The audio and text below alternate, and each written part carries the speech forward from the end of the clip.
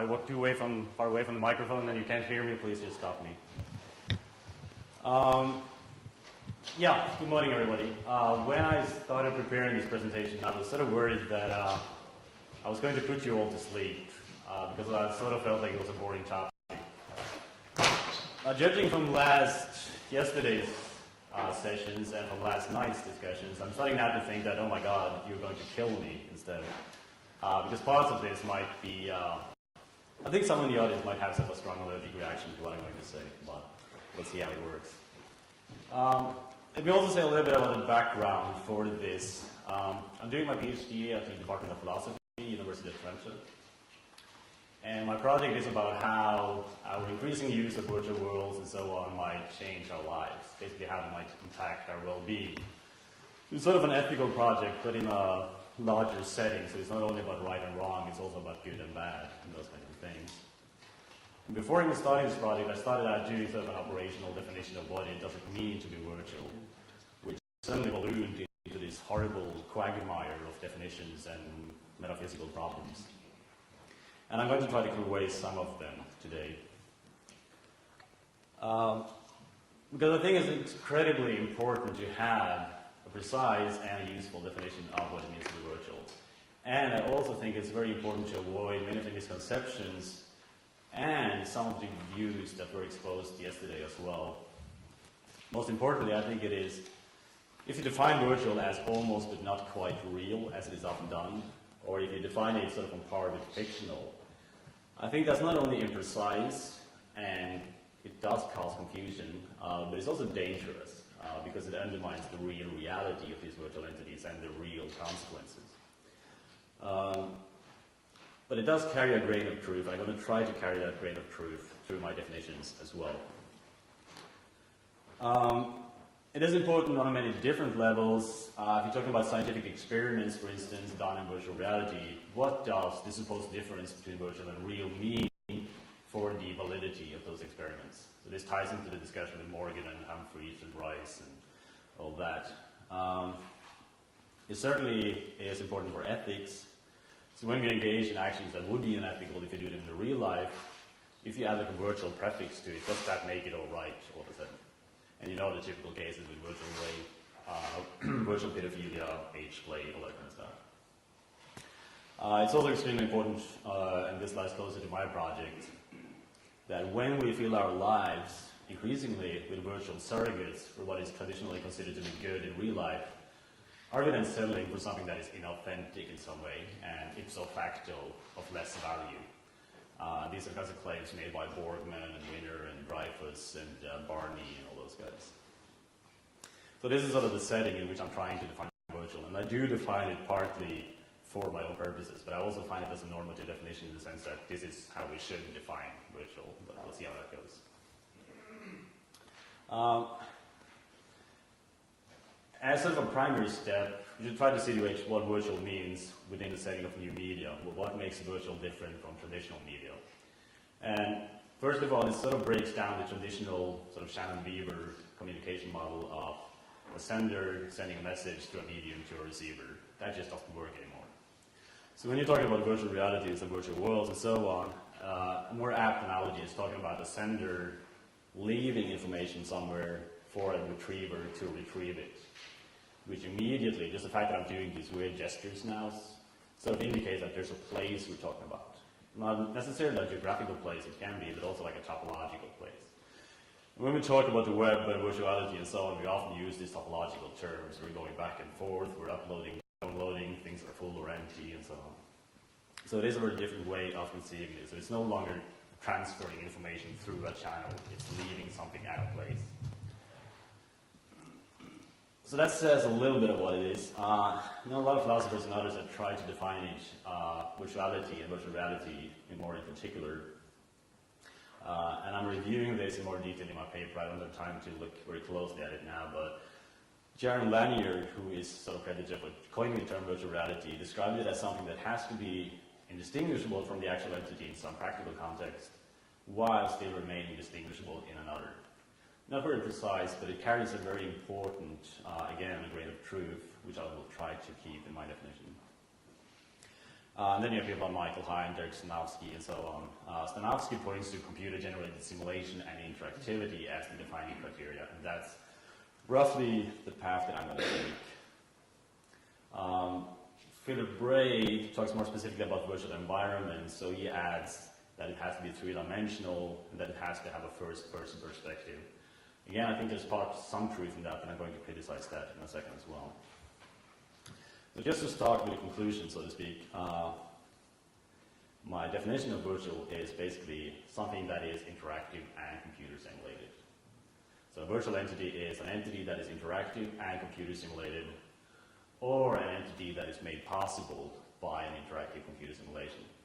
So it is sort of a disjunctive definition along the lines of Grant. Now, this definition has three components, and they're all pretty controversial. First of all, there's the computer, which I find the most important part of the definition, and the part that is often left out. The simulation part is also controversial. And finally, the interactive thing, which I didn't think was that controversial, but judging from yesterday, it of course is. I'm leaning towards sort of a weak interaction model, but I will also say a bit more about Orset's fictional versus interactional distinction later on. So I'm primarily going to focus on the computer part and the simulated part, and then I will go into making sort of a topological distinction between different kinds of virtuality afterwards, if time permits. So why is the computer important? Basically because the computer is God, and I'll try to convey what I mean by that. This is rooted in, I guess most of you are familiar with David Hume, and David Hume's problem with causality. Now, if you see a billiard ball colliding with another billiard ball, there isn't really any causality happening there. We made a lot of association that those kinds of things tend to happen, but where is the causality? Now, this has often been seen as the main problem with Hume, but Malebranche, another philosopher earlier than David Hume, he also addressed the same problem. And we came up with sort of an ingenious solution, I think. Basically what he foresaw was that whenever a billiard ball hits another billiard ball, then God is sitting somewhere, he has to wake up and, whoa, something's going on. Oh, I got to make sure that the right effect follows that cause. So whenever something like that happened, God has to wake up and intervene on that occasion, which is why it's called occasionalism. And this is pretty much exactly the role of the computer in virtual reality. All those kinds of cause-effects thing, the computer has to be God and make sure that those effects follow the causes. Actually, if you read Malebranche, if you look at this quote up here, so if you replace creator with computer simulation and all those kinds of things with virtual entities, you have a pretty precise description of what virtual reality really is. You just take an impromptu translation. Virtual entities are essentially dependent on the computer simulation. So dependent that it can't exist without the computer simulation's influence. There is a contradiction saying that you can move your virtual chair. No power can transport that virtual chair whether the computer simulation does not transport it. Nor fixed or has made human action the occasional causes of the effect.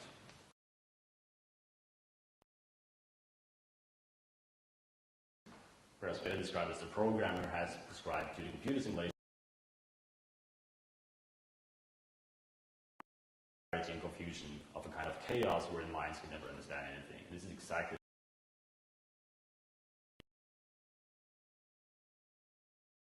the role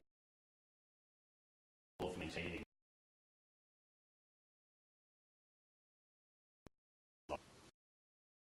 So there are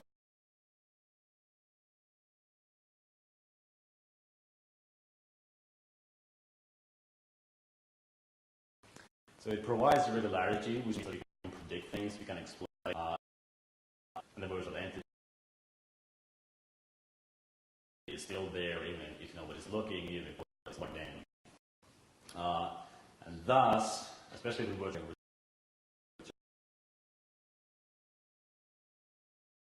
availability, allows for reality.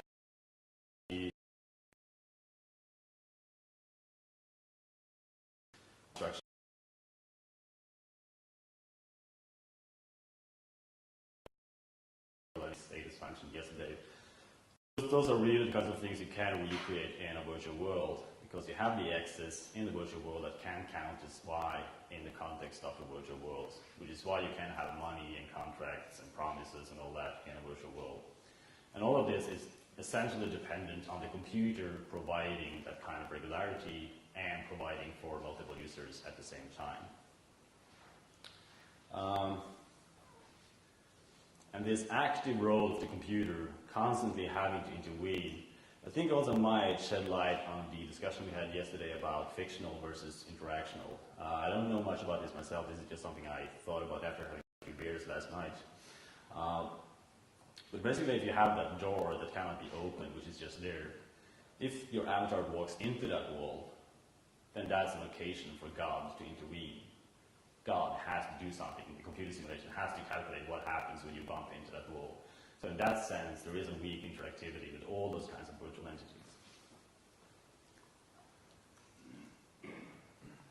So that's sort of the importance of the computer, which I think is not that controversial.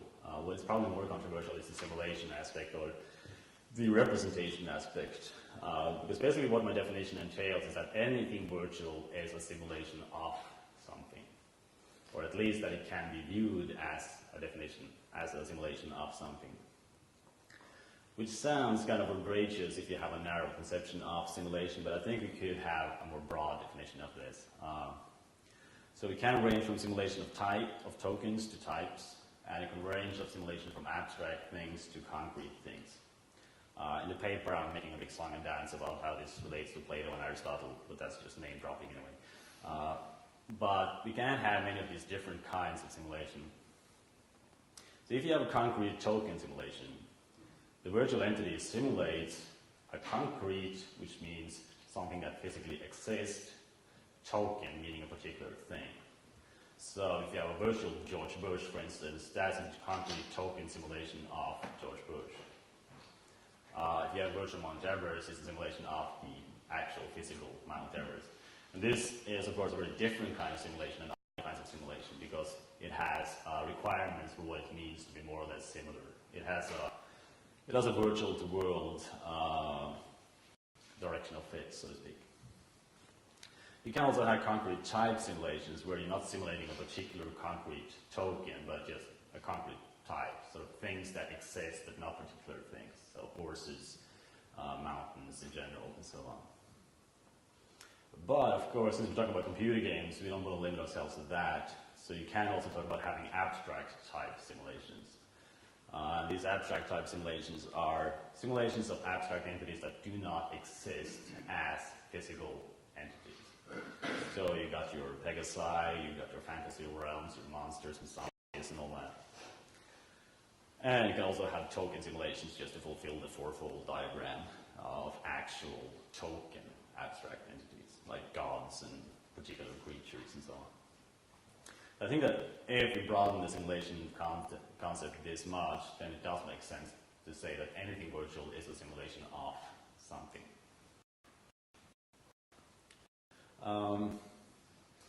So that's the computer and simulation part, and then the interactivity part is, at some point I just had to cut my darlings and say that I can't really go much into that. I'd be happy to discuss more about that in the discussion, but it is essential that these things are not just computer simulated, they must also be interactive. And that is sort of the definition of virtuality as a broad, generic concept. But it doesn't really tell us that much about particular types of virtuality. This only goes for virtual entities in general. And I think it's extremely important, if you want to be precise, to talk about different virtual things. So as sort of a first narrowing down, we have this virtuals category. If you narrow it down a bit, we can add the criterion of indexicality.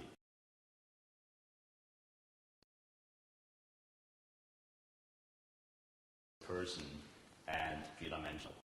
Indexical sort of subsumes both of those. So if you have indexicalities, it means that you have a location in a saying the thing right and so on suddenly starts making sense. Narrowing it down. Do a lot of modern neo-Kantian philosophy. A lot of it in Norway, Trosvilder, and so on. And it is like vertical in terms like immersion. I'm not really very fond of the term immersion because it's too wishy-washy in a way. And also first-person perspective, because when you're an avatar in Second Life, you don't actually see it through the eyes of the avatar. Usually you leave your avatar somebody and travel with your camera around and peek at other people. So you don't need that first-person perspective in that sense. The important thing is that you're an agent within that three-dimensional space. And indeed, when it's coupled with interactivity, it also does entail that you have to be an agent and that you can act within that three-dimensional space. If we narrow it down even further, and we add to the indexical requirement also the multi-user requirement, I think that's what we should properly refer to as virtual worlds. That's when you have multiple users, or simultaneous presence of multiple users in a persistent virtual environment. Again, I won't have time to go into this. It invalidates many of the common theoretical frameworks of how to speak about our interactions with technology, like .id, for Beak, and so on. It just all breaks down as soon as you start talking about these multiple users environment. And I just want to add, I don't have time to go into this either, but there are many subtypes of virtual worlds. If any of you are familiar with Sarah Bell's multifaceted classification of virtual worlds, I think that makes a whole lot of sense, where you have, she describes 10 different categories, and World of Warcraft and Second Life are both virtual worlds, but they differ in all those 10 categories. So there's still a huge range of different things within this category, which is important to keep in mind. And finally, sort of a final category within all of that, we lose the indexicality because we don't really need it anymore. We lose the multiple user criterion because it's not really technologically feasible anymore, or yet. And we add that it's experienced from a first-person view in a completely non-metaphorical manner, actually literally replacing your view with the view of the virtual reality. And in terms of what I said earlier, this is sort of a concrete token relationship between the avatar and at least parts of your body. And currently, this high-tech, really detailed virtual reality is not really compatible with massively multiplayer networked aspects, so that's sort of not even near future, I think, but in the distant future, we can talk about multiple user virtual reality.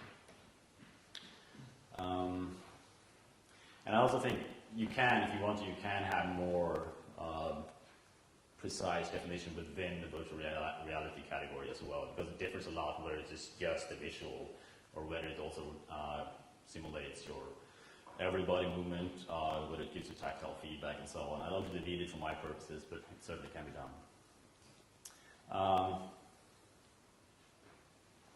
So basically, if you look at this from sort of a Venn diagram perspective, the digital encompasses everything virtual. The virtual encompasses everything, virtual environments, virtual reality, virtual worlds, and so on. And the virtual worlds and virtual reality are a subcategory of virtual environments. And at some point in the future, they will probably converge and become the kinds of virtual reality that you see about in movies and so on. We're not there yet. But that's a very rough taxonomy. Just by way of more examples, everything about sort of thick black line is computer simulated and interactive, hence it is virtual. Some of the things are indexical, so that goes from environment, world, reality, and up. The multiple user aspect you find in virtual communities, which are not indexical, but you have that multiple user aspect. And virtual reality, finally, can't have a multi-user aspect, and it adds the first-person view. And the normative aspect of this is that everything below the line is basically out of the question, it's not virtual. So talking about virtual TV channel, it's very often a misnomer. If it's just a matter of having a digital thing scrolling through your web browser, that's nothing virtual about that. Stereoscopy and all the kinds of holograms and stuff is not interactive, so it's not virtual either. Physical reality lacks the computer simulation, unless you want to believe Bostrom. But that makes the difference between the physical reality and the computer simulation. And finally, dreams and illusion don't have that multiple user aspect, so it's not intersubjectively available and so forth. So in that sense, virtual is actually in between physical reality and dreams and illusion. And in that sense, virtual, as almost but not quite real, is partly apt, but we need these additional criteria, I think. So, thank you.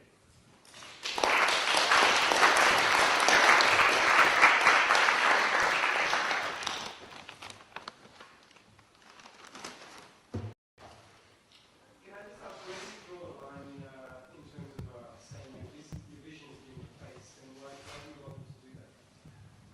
Because it's a completely different immersive experience, of course, whether you're controlling an avatar which represents you in the virtual world, or whether you're actually in the virtual world. When you have a concrete token relationship, it adds a whole different dimension of immersion to it. You say the immersion is not very distinguishing. The term is, yeah. That's why first-person view is more precise than the immersion view. It replaces the immersion concept with precise outline. Would it be just a little more immersive than this right now? That depends on the level of detail in virtual reality, of course. It can't be as immersive. If I can go back to the Malebranche thing, the general volition in Malebranche is to always make sure that the effects follow the causes and so on. But sometimes God sleeps, or God decides to do something outrageous or do a miracle or something, and then the same thing doesn't happen, something beyond the physical laws happen.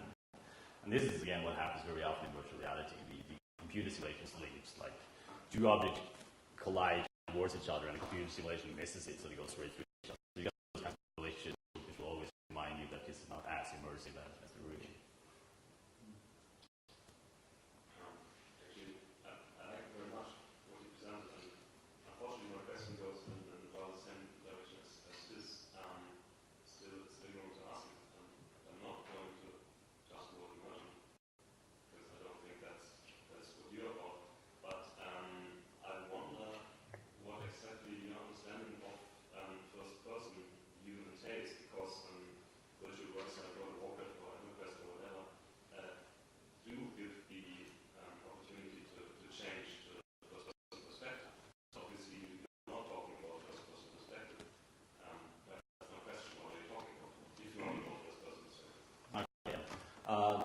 This is sort of a big story again that I thought about mentioning. It goes to the ID for beak thing. But when you're interacting with a two-dimensional representation of the 3D world, then you have that relationship with the technology. So there's a relationship between you and the mediating computer screen. When you have a head-mounted display or something like that, you lose that mediation aspect. So it's very different in that regard. So you need a hardware, as a hardware question, you need a head-mounted display. So yeah. Yeah, so you, basically so you don't see the actual world. Gordon first. Two questions. So the virtual environment becomes a virtual world that there are other people in it, right? So something like GTA 4, for example, the same environment changes status. Yeah, that's a very good case actually, because in Grand Theft Auto you don't have the same degree of permanence because you have a limited time session and limited areas that disappear whenever that goes out.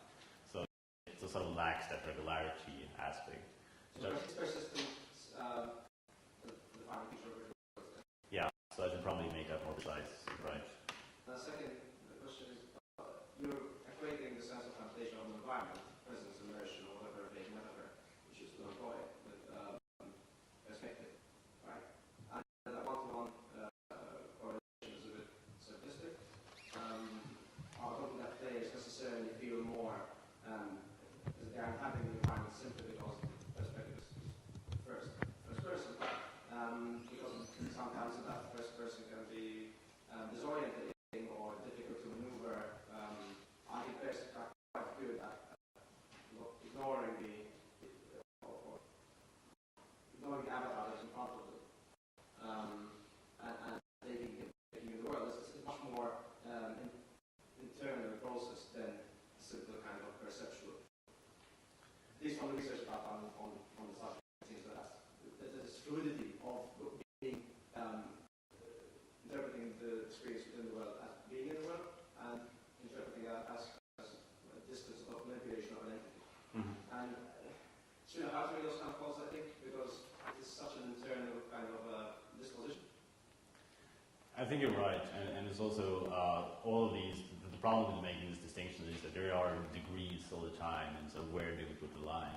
And I think it's a reasonable place to put the line because there's a difference between manipulating a representation of yourself and actually acting as a representation of yourself. And also if you look at research on treatment of phobias and habituation and that kind of thing, then virtual reality has been shown to be much more effective because it feels more immediate and you get the same reactions that you have in real life. So that's why I think that's one way we can draw the line. A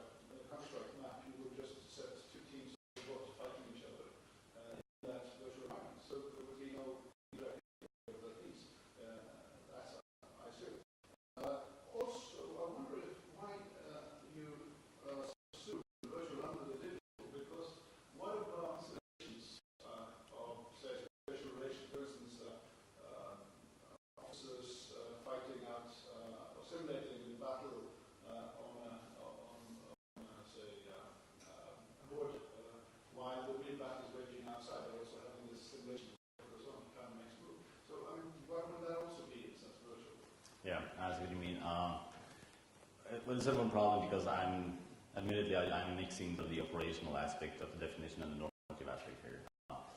I sort of want to define those kinds of things as not virtual. So playing on board games is not a virtual activity in my book.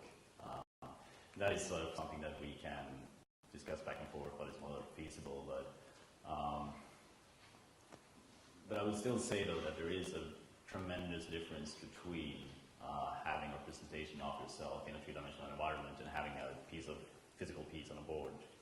And it's this distinction, I think, that maps on to the virtual, non-virtual. So would a text-based game be virtual? Yeah. It's a virtual entity, and it's like an old lambda move thing. It's a virtual community. So in a human-based game, let's say I'm just giving you instructions about a landscape, would that be virtual? Not as long as it's not computer simulated, no. How do you know? Because I define it such.